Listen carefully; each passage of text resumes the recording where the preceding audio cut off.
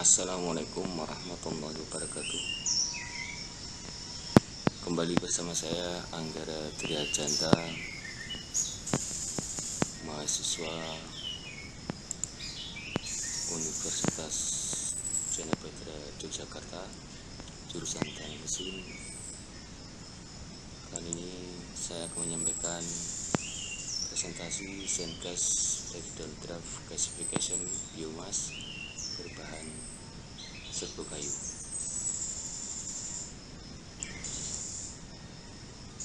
Mengenali sistem Zengas dari Draft Gasification Biomass, mari kita buka kembali. Di antara kita mungkin masih ada yang belum mengetahui apakah itu Zengas dari Draft Gasification Biomass. Mari kita kenali istilah mendasar pada sistem Zengas dari Draft Gasification Biomass. Di antaranya adalah gasifikasi biomasa. Gasifikasi adalah suatu proses konversi bahan bakar padat menjadi gas maupun bakar. Jamnya ada CO, CH4, dan H2 melalui proses pembakaran dengan suplai udara terbatas, kisaran 20% sampai 40% udara stoikiometri. Hal ini disampaikan oleh Gus Wendar pada tahun 2012. Bahan baku untuk proses gasifikasi dapat berupa limbah biomasa, yaitu potongan atau serbuk kayu yang nantinya akan saya presentasikan. Kemudian bisa juga dari bahan tempurung kelapa, sekam padi maupun limbah pertanian lainnya. Kemudian apakah itu draft? Berdasarkan arah aliran, fixed bed gasifier dapat dibedakan menjadi pertama reaktor aliran berlawanan atau updraft gasifier, kemudian reaktor aliran searah downdraft gasifier. Ya, ini nanti akan menjadi bagian yang akan saya presentasikan. Dan yang ketiga adalah reaktor aliran menyilang atau cross draft gasifier. Pada downdraft gasifier, arah aliran gas dan arah aliran padatan adalah sama-sama ke bawah. Kemudian apakah itu pirolisis? Pirolisis atau devolatilisasi disebut juga sebagai gasifikasi parsial, suatu rangkaian proses fisika dan kimia terjadi selama proses pirolisis yang dimulai secara lambat pada temperatur kurang dari 350 derajat Celcius dan terjadi secara cepat pada temperatur lebih besar 700 derajat Celcius. Selama pirolisis, kelembaban menguap pertama kali pada suhu 100 derajat Celcius. Kemudian hemiselulosa terdekomposisi antara temperatur 200 sampai 260 derajat Celcius, diikuti oleh selulosa dengan temperatur antara 240 sampai 340 derajat Celcius, dan lignin dengan temperatur antara 280 sampai 500 derajat Celcius. Ketika suhu mencapai 500 derajat Celcius, reaksi pirolisis hampir selesai. Bagaimana alur distribusi temperatur yang ada pada Zengas dari draft gasification biomass? Inilah skema alur distribusi temperatur. Dalam proses gasifikasi terdapat beberapa tahapan proses dalam menghasilkan Zengas. Masing-masing tahapan tersebut memiliki interval temperatur yang berbeda sebagai indikatornya. Ada 4 tahapan dalam proses gasifikasi, yaitu pengeringan atau drying, kemudian pirolisis, kemudian reduksi, dan oksidasi, dengan rentang temperatur masing-masing proses yaitu Pertama, pada proses pengeringan dengan temperatur kurang dari 150 derajat Celcius.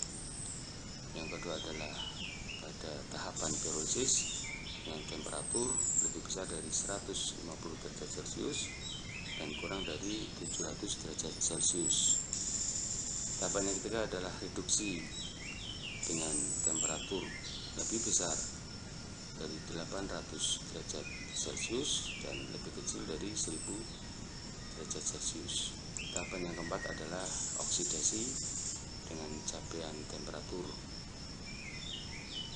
lebih besar dari 700 derajat Celcius dan kurang dari 1500 derajat Celcius. Bagaimanakah tipe sandcast dari Downdraft Gasification Biomass? Inilah tipe bed vertikal sandcast Downdraft.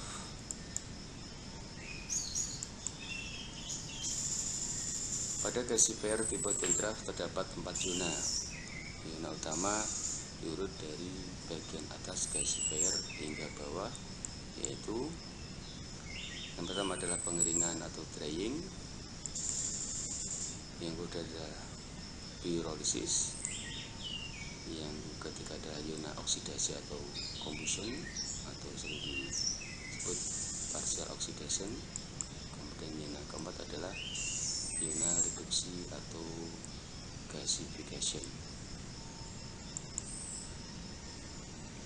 Pada tipe ini, bahan bakar biomas dan udara dimasukkan dari bagian atas gasifier melalui laluan hopper dan mengalir turun ke grid yang merupakan tempat abu.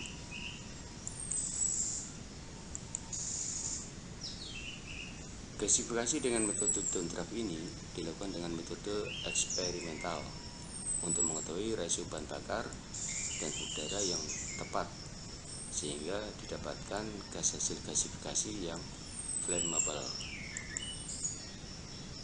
Gasifikasi seperti ini dilakukan dengan tipe bed, biasanya adalah vertikal, yaitu pemasukan biomasa yang dilakukan dengan satu kali sehingga seluruh biomasa habis terbakar dan sandcast tidak diproduksi lagi, sehingga hal ini dapat dilakukan secara berkelanjutan.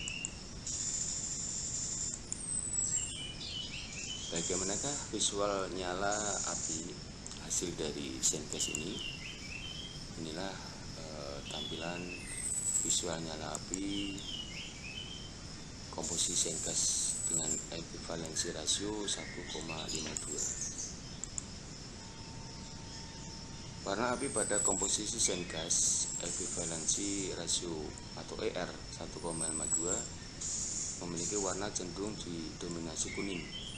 Hal ini menunjukkan bahwa biomasa yang terbakar sudah hampir habis, sedangkan udara konstan, sehingga gas yang keluar lebih banyak campuran udaranya. Dari perhitungan nilai kandungan sintetis gas yang dihasilkan dari equivalency rasio 1,52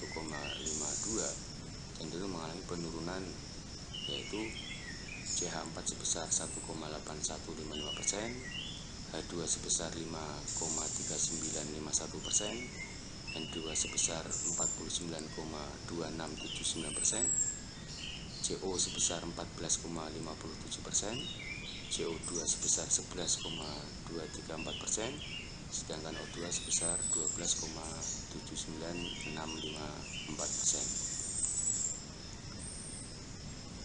Visualisasi warna api pada tingkatan ini termasuk merupakan campuran yang kurang baik antara udara yang masuk dengan serbu kayu yang ada di dalam reaktor gasifier. Kemudian inilah tampilan visualisasi komposisi sandcast dengan equivalency rasio atau ER 1,01. Warna api pada komposisi sandcast ER atau equivalency rasio 1,01 didominasi warna merah kebiruan. Dari persentase kandungan sintetis gas pada equivalency rasio atau ER 1,01 memiliki 25,269% gas yang mudah terbakar dari total 95%. Dari hasil perhitungan konsentrasi kandungan sintetis gas pada ekuivalensi rasio ini, nilai CH4 sebesar 1,0417%, H2 sebesar 5,59789%, N2 sebesar 49,9853%, CO sebesar 18,99%, CO2 sebesar 11,73917%, sedangkan O2 sebesar 7,64601%. Visualisasi warna api pada tingkatan ini merupakan campuran yang terbaik antara udara yang masuk dengan serbuk kayu yang ada di dalam reaktor gasifikasi. Bagaimana keuntungan Syngas Downdraft Gasification Biomass dengan berbahan serbuk kayu?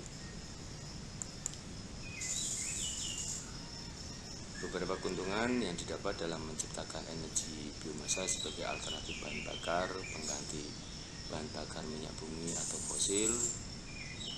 Di antaranya adalah yang pertama, gasifikasi merupakan salah satu alternatif dalam pembuatan gas, yaitu mengubah dari bahan bakar padat yang kami sampaikan adalah serbuk kayu menjadi gas yang mudah terbakar secara termokimia. Yang kedua, memiliki tingkat ekonomis dalam proses dan pembiayaan proses produksi. Yang ketiga, bahan baku mudah didapat di wilayah Indonesia yang masih banyak menggunakan infrastruktur, konstruksi, dan interior dari bahan kayu. Indonesia yang merupakan wilayah subtropis memiliki daerah perhutani yang cukup luas, dan dengan program reboisasi serta kondisi tanah yang subur, maka akan mampu menjaga kelestarian hutan sebagai komoditi kayu, sehingga ketersediaan bahan akan terjaga. Yang kelima, Syngas dari Downdraft gasifikasi dari bahan baku serbuk kayu akan lebih menguntungkan untuk industri furnitur. Demikian beberapa keuntungan yang didapat dalam menciptakan energi biomasa sebagai alternatif bahan bakar pengganti bahan bakar minyak bumi atau fosil. Di mana kita sering lihat tumpukan serbuk kayu atau limbah serbuk kayu di tempat-tempat penggergajian ataupun di daerah industri furnitur yang menjadikan limbah. Nah, ini bisa menyamari keadaan kandungan air yang ada di sekitarnya dan juga menimbulkan bau busuk yang mengganggu masyarakat yang ada di sekitarnya. Hingga diharapkan adanya suatu kesadaran pemanfaatan limbah serbuk kayu ini yang menjadikan suatu alternatif bahan bakar pengganti bahan bakar minyak bumi dengan sistem Syngas Downdraft Gasification Biomass serbuk kayu.